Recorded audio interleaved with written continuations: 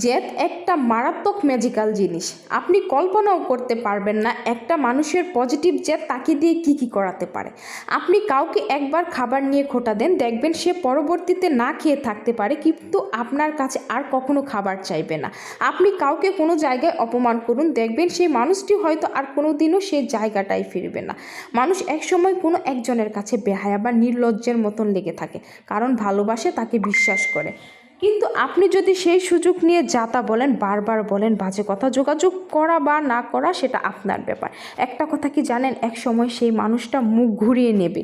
তখন আপনি ভাববেন সে তো আমার প্রতি দুর্বল, কিন্তু না, আসলে আপনি নিজেই তাকে শেখাচ্ছেন কিভাবে একাকিত্ব কাটিয়ে উঠতে হয়। প্রত্যেকটা মানুষের জীবনে জেদ থাকা উচিত, তবে সেটা যেন হয় পজিটিভ জেদ, কাউকে হারিয়ে ফেলার নয়, বরং কাউকে দেখিয়ে দেওয়ার জেদ। যে জেদ বলে আমিও পারি, নিজেকে প্রমাণ করার, নিজের শক্তিকে চিনে নেওয়ার জেদ, কাউকে ছাড়া একা থাকার অবহেলিত স্থান থেকে নিজেকে ফিরিয়ে আনার।